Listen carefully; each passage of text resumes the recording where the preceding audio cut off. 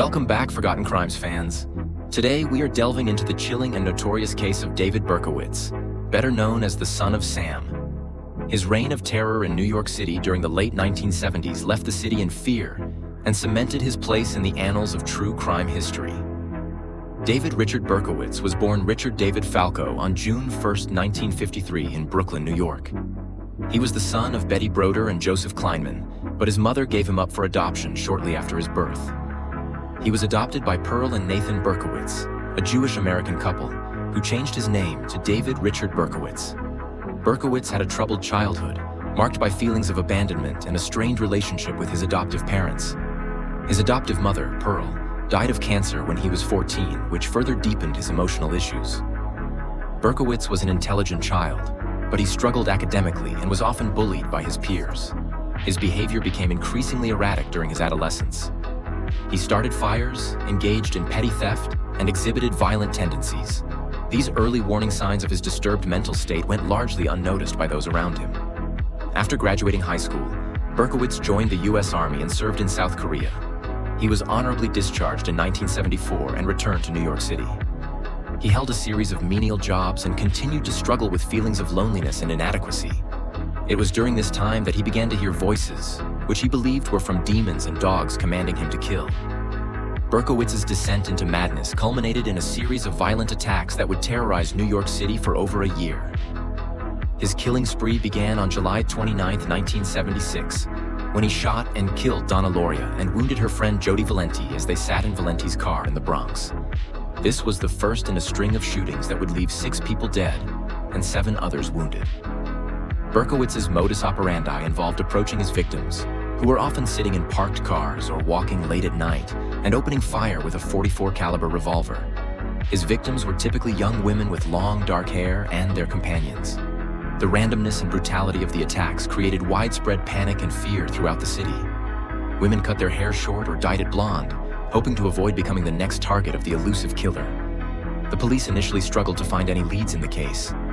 Berkowitz taunted law enforcement and the media with letters signed Son of Sam, in which he claimed to be possessed by a demonic entity named Sam. These letters were filled with bizarre and threatening language, adding to the atmosphere of fear and confusion. The name Son of Sam became synonymous with the terror that gripped New York City. Despite an intense manhunt, Berkowitz managed to elude capture for over a year. His downfall came as a result of a parking ticket. On the night of July 31, 1977, Berkowitz shot and killed Stacy Moskowitz and wounded her boyfriend, Robert Violante, in Brooklyn. A witness saw a man with a gun near a yellow Ford Galaxy and reported the car's license plate number to the police. The car was traced back to Berkowitz, who lived in Yonkers. On August 10, 1977, police arrested David Berkowitz outside his apartment building. During his arrest, Berkowitz reportedly said, "Well, you got me. How come it took you such a long time?" A subsequent search of his apartment revealed a stash of satanic writings, diaries detailing his crimes, and the .44 caliber revolver used in the shootings. Berkowitz quickly confessed to the murders, claiming that his neighbor's dog, Harvey, was possessed by a demon and had commanded him to kill. Berkowitz's trial began in May 1978. He pleaded guilty to all charges and was sentenced to 6 consecutive life sentences, with the possibility of parole after 25 years.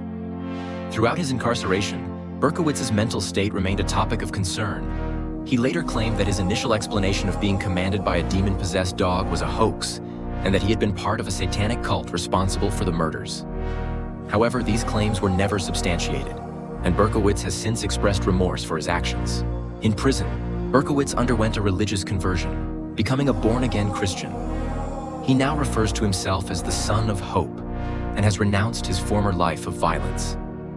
Despite his claims of redemption, he remains a figure of intense public interest and a symbol of the horrors that can arise from a disturbed mind. The case of David Berkowitz, the Son of Sam, left an indelible mark on New York City and the broader landscape of American true crime. The sheer randomness of his attacks, combined with his taunting letters and bizarre motivations, created a climate of fear and paranoia that was unparalleled at the time. The case also highlighted significant challenges in the field of criminal psychology, particularly in understanding and treating individuals with severe mental illnesses who are capable of extreme violence.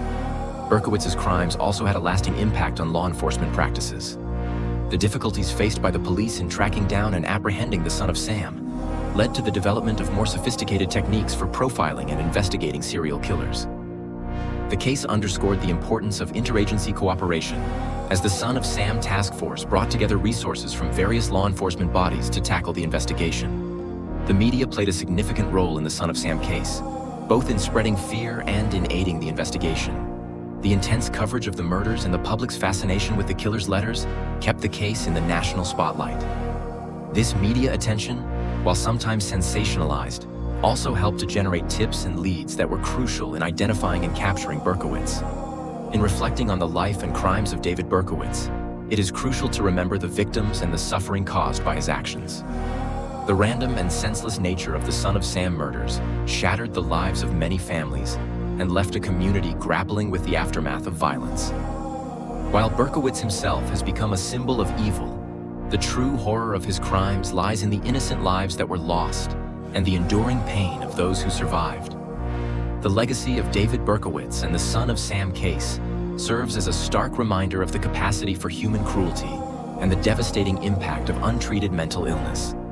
It also underscores the importance of vigilance, community awareness, and effective law enforcement in preventing such tragedies from occurring in the future. Thanks for joining us on this episode of Forgotten Crimes. We love diving into the world of true crime, exploring the stories that grip the world, and uncovering the details that make these cases so fascinating. If there's a case you're curious about, or if you have any thoughts to share, let us know. Until next time, keep your curiosity alive and remember, the world of crime is as complex as it is captivating.